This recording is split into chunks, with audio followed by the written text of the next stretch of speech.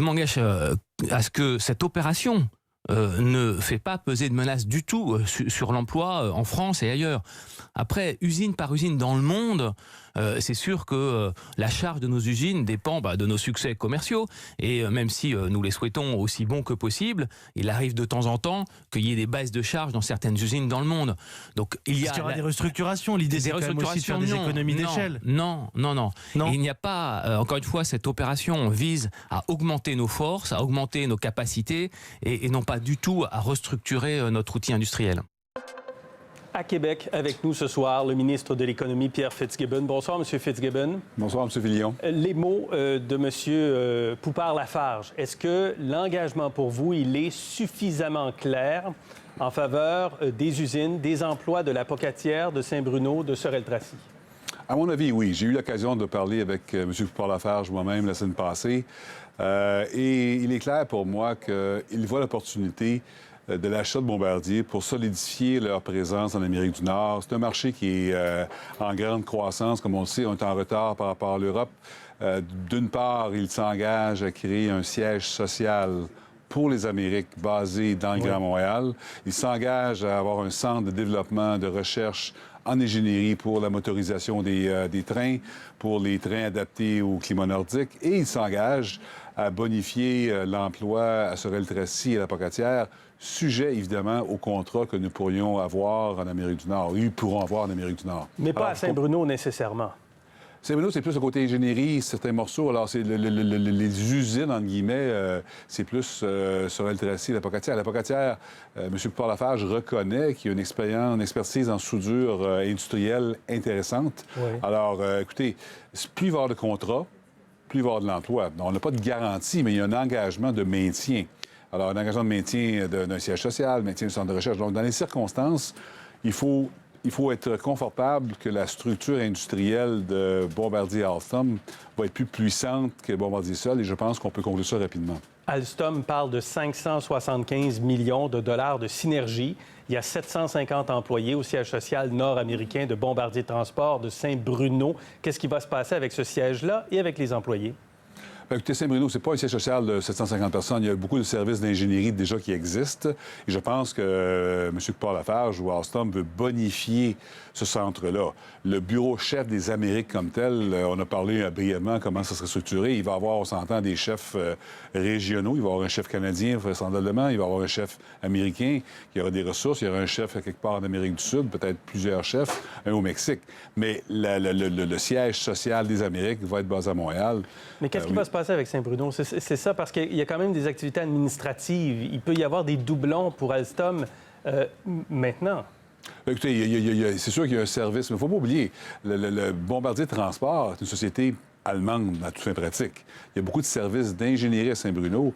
Le bureau chef qui va être créé va avoir des nouvelles fonctions. Ils vont probablement s'appuyer sur ce qui existe déjà aussi. Ouais. Alors, le nombre d'employés additionnels est encore incertain et franchement, je pense pas que M. Poupart-Lafarge le savait non plus. Mais je pense que c'est important qu'on ait quand même la direction générale qui soit ici à Montréal. Alstom a une usine, puis on en parlait hier soir à l'émission, à Hornell, dans l'État de New York. On fabrique des trains pour Amtrak là-bas.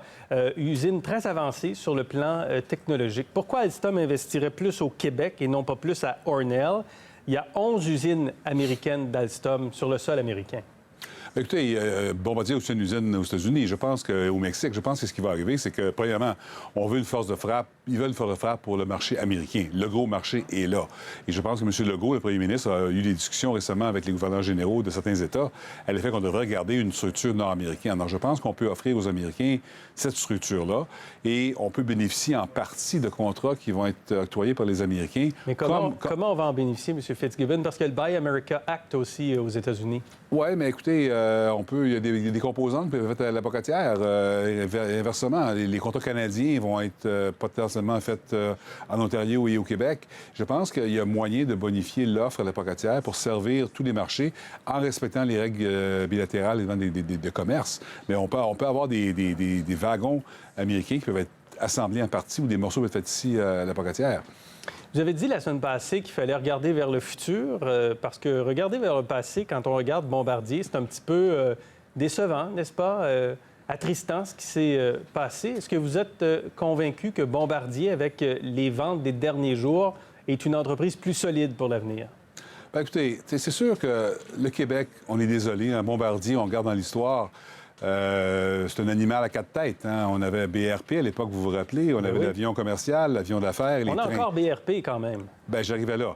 Je pense qu'aujourd'hui, que peut-être c'est révolu de voir, quand on regarde la structure industrielle mondiale, d'avoir un corps à 4 têtes, c'est complexe aujourd'hui, parce que chacun des métiers est tellement différent. Moi, je pense, quand on regarde les 4 opérations de Bombardier, à l'époque, on a un fleuron québécois qui est BRP, une valeur boursière de 6 milliards, 3 000 employés. On a maintenant Bombardier résiduel qui va être quand même un champion du monde de sa catégorie, les avions d'affaires. Le Global, c'est le meilleur avion qui vole présentement en affaires. Le Challenger, le plus vendu l'année passée. On a 11 000 employés. On a une valeur boursière, je ne sais pas ça va être quoi, mais ça va être plusieurs milliards, ça aussi. On a 2 fleurons québécois qui vont être maintenus. Dans le cas de A220, on a parlé la semaine passée, je ne vais pas me répéter, on n'aurait pas pu compétitionner avec Airbus et Bombardier, Boeing, je m'excuse, à moins que le gouvernement fédéral ait voulu mettre beaucoup d'argent sur la défense et le militaire, comme les Américains ont fait avec Boeing et comme les Britanniques, les Allemands et les Français ont fait pour Airbus. On n'a pas ça, nous. Donc, le A220 ne peut pas vivre en soi. Et les trains, je pense que la structure industrielle de Alstom-Bombardier permet d'avoir, pour le Québec, je pense, un horizon très florissant.